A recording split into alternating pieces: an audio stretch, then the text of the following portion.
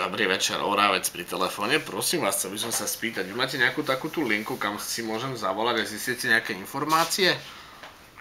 Pre komerčné informácie linka 999. 999. A oni sú aj teraz dosť zastihnutelní, áno? Ak voláte z Orange s paušou? Jasné. Tak na 3 deviatky. Dobre, tak idem tam volať. Ďakujem veľmi pekne. Do počutia. Neprepojete. No teraz nahrávaj, lebo toto bude pecka s tými semeníkmi.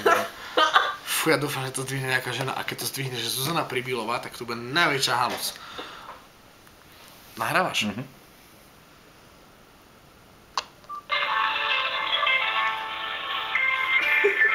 A čo som sa chcel spýtať? Že na akom princípe fungujú semeníky? No. Môžeme sa zapájať, nie? Iba sám si? Nech to vyzerá seriózne. Daj, ja dám tu už môžem hovoriť? Takže aktuálne voláme na infocentrum spoločnosti Orange a práve z toho dôvodu, že chceli by sme zistiť do piči, ako fungujú semeníky.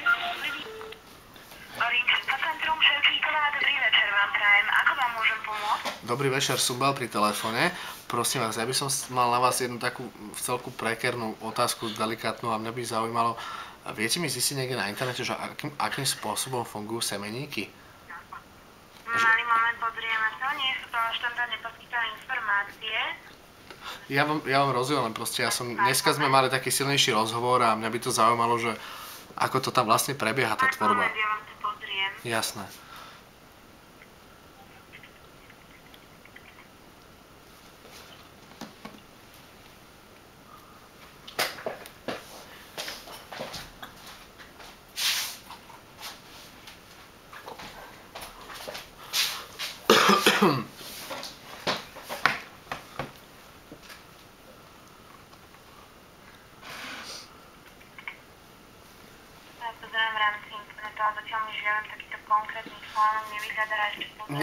Nielen možno poďme podľa kľúčového niečoho, že proste ako funguje tá tvorba toho obsahu vlastne, čo proste semeníky produkujú finálne, lebo my sme dneska mali o tom takú rozprávu, ja som bol na takej diskusii a nejako sme sa nevedeli zhodnúť.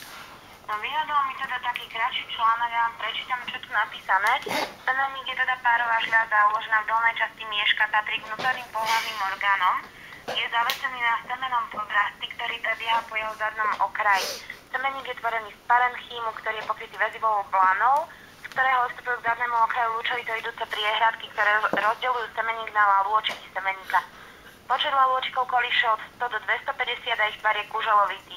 Lalôčiky obsahujú stočené semenotvorné kanáliky, každý lalôčik obsahuje semenotvorný epitel, z ktorého vznikajú spermatozoidy. Pri zadnom obvode semeníka sa 3 až 4 semenotvorné kanáliky navzájom spájajú a vytvárajú sieť semeníka. Z tejto siete vystupuje až 18 vývodov semeníka, ktoré sa vnárajú do hlavy nadsemeníka. V stenách semenotvorných kanálikov sú nezrelé pohlavné bunky, čiže spermie, ktoré sa uvoľňujú a sú zatlačované do nadsemeníkov. Aha. A teraz ja som tomu neporozumel vlastne jednej veci, že ak sa sem spýta, vy ste hovorili o tých semeníkoch, nadsemeníkoch a teraz mňa konkrétne zaujíma jedna vec, že vlastne dobre vieme, že ako sa teda tvorí spermia, ale vlastne ten celkový ten sekret, ktorý akože je tam, tak vlastne ten sa tiež tvorí v semeníkoch? No to tu žiaľ nie je uvádzané, ja skúsim ešte pozrieť malý moment. Hej, lebo mne ide hlavne o ten obsah toho sekretu, že proste, lebo vieme, ako sa vytvárajú spermie, ale vlastne ten sekret, odkiaľ pochádza. Pozrieme to.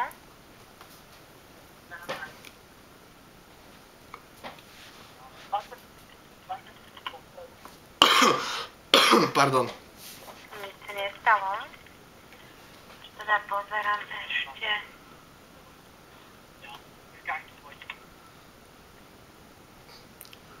Ja sa každopádne ospravedlňujem, že sa mi rozoberám takúto tému, ale... V poriadku, nič sa nestalo. Ste zlatá, ďakujem. No tak takto, pokiaľ sa bavíme priamo o ejakuláte, Áno. Si vyhľadal stránku teda v českom jazyku, takže budem sa to snažiť nejak... Môžete aj po česky, ja rozumiem po česky. Ejakulát je výsmešek pohlavných žľaz samce skladajúci sa zo spermí a semenné plazmy. Spermie sú produkované ve varlatech a semenné plazma v prídatných pohlavných žľazách. Vlastnosti ejakulátu, množství a hustota, barva, vôňa a tak ďalej sú daný druhem. Či teda ide o... Jakým druhom?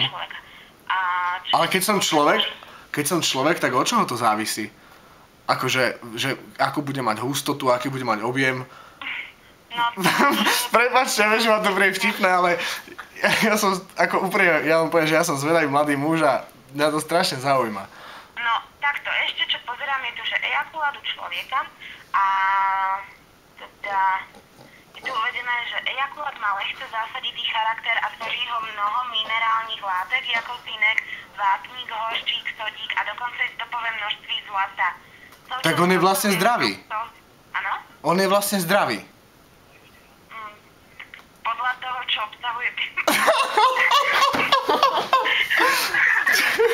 malo byť, no, pravdepodobne. To prepáčte sa svojem, ale teraz ma to napadla k minerálka, prepáčte. To sú vitamín C, cukry, kreatín a více než 400 druhov bielkovín. Dobre. Vy ste zlatá, ďakujem veľmi pekne. No, vy ste mi veľmi pomohli teraz. Každopádne odhalili ste mi tajomstvo ejakulátov a ja som strašne... Pardon. Pohode sa. Ale ešte takto, rozšírené... Prepáčte. Prečítam, že traduje sa, že ejakulát má blahodárny vplyv na kúži, jelikož obsahuje zinek, ktorý má protizánětlivé účinky a fruktózu, ktorá zlepšuje schopnosť organizmu regenerovať poranená místa. Ve skutečnosti má ale nepříznivý mírne zásaditý charakter, na ktorý mírne kyselá kúža nereaguje dobře a môže tedy vyvolať jej podráždení. Čiže čisto teoreticky z toho, čo ste mi povedali, ak by som náhodou mal potenciálne raz v živote nejakú partnerku a povedal by som jej, že vlastne, že to je zdravé, tak vlastne by som mal pravdu. No, v podstate áno, ale... Pokiaľ by nemala kyslú kožu. No, na ktorý mírne kyselá koža pravdepodobne myslia celkovo.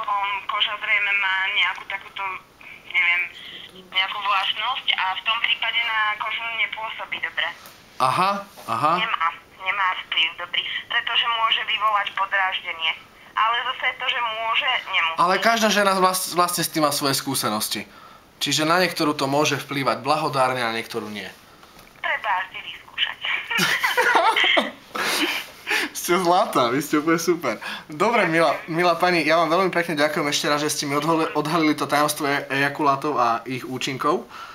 A pevne verím, že teda možno ste aj obohatila zasa aj svoje vedomosti o tom. Určite áno. Tak vám... A ešte môžem vedieť, s kým som hovoril, prosím? Ševčíková. Pani Ševčíková, ja vám veľmi pekne ďakujem. Veľmi pekne ďakujem. Tak ešte krásny večer a ste veľmi milá. Ďakujem veľmi pekne. Tak ešte do počutia. Do počutia. Tak baba potom to musela mať nejaký zážitok, ty kokos. Zabila. Ja som nečakala takúto reakciu. Dala. Že fú. Dala. Toto dala. Bravo. Už